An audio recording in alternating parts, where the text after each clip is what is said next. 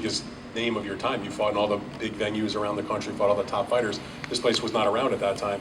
You did have some stadium fights. You had the fight in the Sun Bowl here in Texas. I think you drew, what, like 40 or 50,000 for that fight, in a fight against Patrick Charpentier? I had about another 15,000, so we drew about 60,000 people there. And of course, the fight in Carson at the soccer stadium, another 30+ thousand, a big crowd. Correct. How would you like the fight here? Oh boy. Jerry, if we can talk after this fight, I would like to make a comeback in your stadium. Just kidding. Just kidding. I thought we were going to make some news here for a minute. Well, one thing I want to make sure that we're set up for, 90% of them will be women when they come. I want you to know that. You got to see Oscar. Jerry, wait a minute. Oscar, how much do you weigh? Right, exactly. Wait a minute. Maybe De La Hoya Pazzi heavyweight coming division. soon. All right, I have a question for Oscar. I saw the stage play called Golden Boy, and then there were 2 movies called Golden Boy, and that presumably is the origin of Oscar being called Golden Boy and now Golden Boy Promotions. And I'm just curious how you feel about having right now the new Golden Boy of boxing, the guy who brings in the gold. You know, I feel proud that I can promote a young man who brings in the crowds and like me, had a lot of women fans who were amazing for the sport. And to promote such a young man is really a pleasure, because I take a look at my career, and when I won the gold medal in 1992, Barcelona, the Golden Boy was born for me. And you know, you have this image that everything you touch turns to gold. And except for my opponents, when I touch them, they turn to bronze, you know. Promoting Canelo Alvarez today, I envision myself, I envision him bigger than what my career was. That's my goal, that's my dream, that's my vision. I want him to have more world titles than I did. I want him to make a lot more money than I did in the ring. I want him to be more successful than I did. That is my job now as a promoter. But that's the I guess you know, the person in me. You know, I want him to be better than I was. I want him to have more than I did, and you know, that's the Golden Boy factor. And I believe that's what I'm promoting now is the new or another Golden Boy in Canelo Alvarez. So I feel proud. Let's talk then a little bit about Canelo in terms of the improvements that he has made, because he's come a long way since he first burst on the scene, won his first title. I'll ask you, Larry, because you watched the young man for, you know, most of his career. From the time he was, you know, 22 or so, when he started to step up and fight some of the bigger names and win titles and become a main event marquee type fighter, to now having beaten the kind of fighters he has beaten, the experience with Mayweather despite the loss. Where do you see the improvements that the kid has made? Well, I asked Oscar about 6 or 7 years ago, why don't you put him in with Pacquiao? And he said, well, it's a little too early, but it reflects my opinion of him as a prospect, not a suspect. And I think it's a kind of natural outgrowth of being raised in a boxing environment, both in his community, nationally, and in his family, that he was a sophisticated young fighter. And I still see him that way, that he can outbox you and outpunch you. And I'm a big fan of his. I was disappointed in what I thought was a disappointing effort that he made against Mayweather, however good Mayweather was. But as we've seen with many, life and boxing are about resilience and how you deal with things. And this is his 6th fight since the Mayweather fight. He's had a toe-to-toe win. He's won some boxing contests. He's he's a real deal young fighter. Oscar, your thoughts about the improvements he's made, and maybe even still at only 26, despite the number of fights he's had, perhaps still getting better. Well, the great thing is that he's getting better. He's improving every single fight. And I remember I went to Jerry Jones's training camp out in Oxnard a few weeks ago. And you remember, Jerry, I told you I gave that speech to your players, and I told them about the heart and the desire and the hard work, and winning the fight doesn't happen in the ring. It happens in the gym, in the field. You know, Canelo Alvarez is a fighter who, like your players, they work hard. They have the vision. They're hungry to win that title. And Canelo Alvarez is a fighter who is serious, who wants to improve, who wants to fight the best. And I have a little story about the Mayweather fight, the way it happened. You know, but he was only 21 years old when he took that fight. And you know, fighters, Vinny, are stubborn. You know, us fighters are very stubborn, and we feel we can beat anybody at any time. I told Canelo, do not take that fight. You're too young. Your experience is minimal compared to what Mayweather's was. And as a boy at the time that he was, with no experience, he said, Oscar, trust me, I can beat him. And obviously, as a promoter, an experienced fighter myself, I was going against that fight to make happen. But you know, fighters, like I said, are very stubborn. But that was a learning experience that made Canelo get better and hungrier. And Canelo right now wants to be the very best. And I feel that Saturday night against Liam Smith, it's not going to be a walk in the park. It's going to be a tough fight. But Canelo fights till the end, and he wants to win that title. Now, Jerry, you spend most of your time, obviously you're promoting this fight and involved with it, but your time is spent generally doing your football business and you know, building your Dallas Cowboys team. But I know you're a big boxing fan. Do you draw any parallels between what football players go through, what boxers go through? Oscar mentioned about when he visited your camp about talking about the desire to be champion. It's different a little bit because it's a team sport. Everybody's got to kind of get in sync when the ball gets snapped, as opposed to the boxing match where it's one-on-one. But give me your thoughts about that sort of comparison. At the end of the day, and I'm interrupting you, Dan, I apologize, but at the end of You're the the boss, day, Jerry. You're the boss. no, but at the end of the day, it gets down to the nut cutting, and it gets real simple.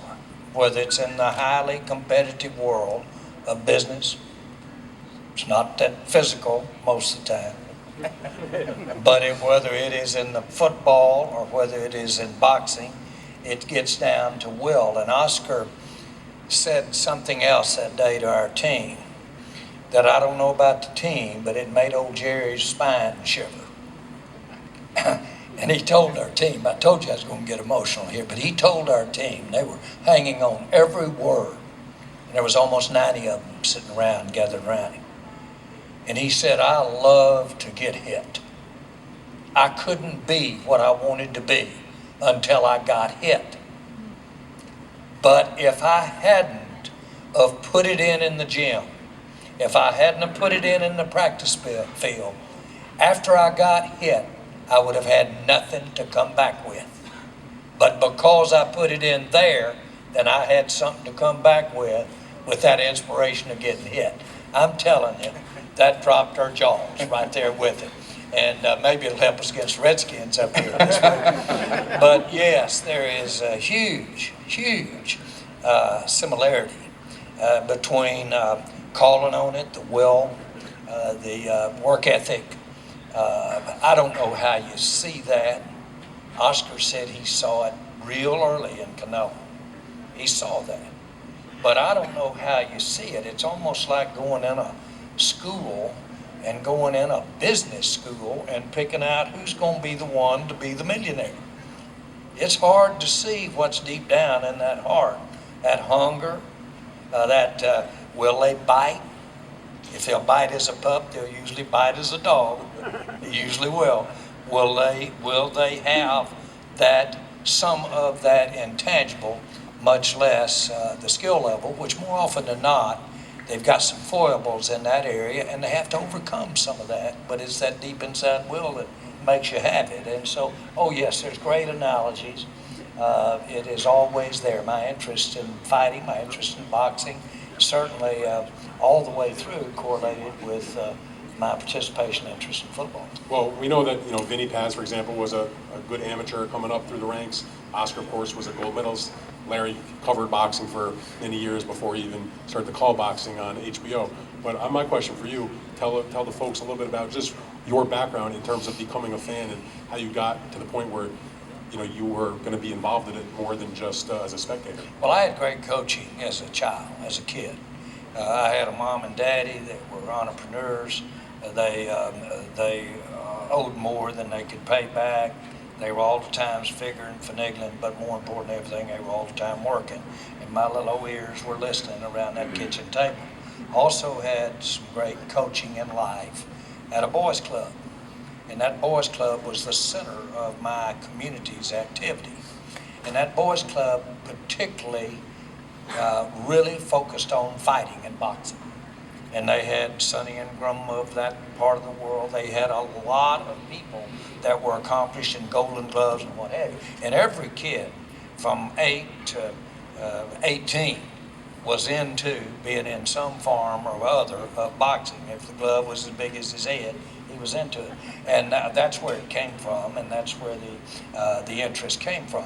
The other part, though, that is a part of it is just wanting to be around sports, the people of sports. I understand competition. I can give you, I'd say the business world may be as cutthroat and as competitive and throw the rule book away and as rough as a cop. And I'm telling you right now, it is elite that ends up at the top, and you can get knocked out on any deal. It's a tough place to go. I really wanted to be involved in sports all my life because of that. But I did want competition, but it led me to getting to sit here right now.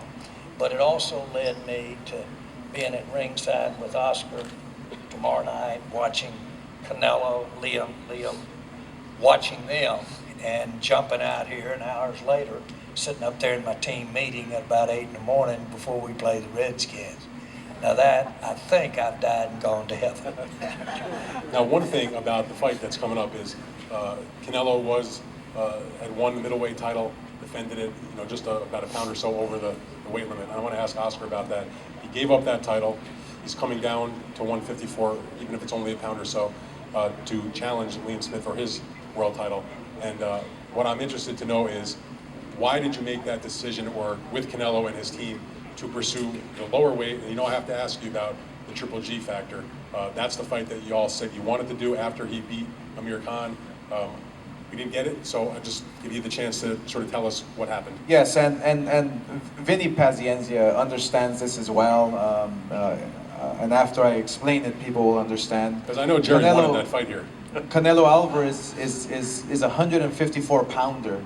He's not a full-blown middleweight just yet.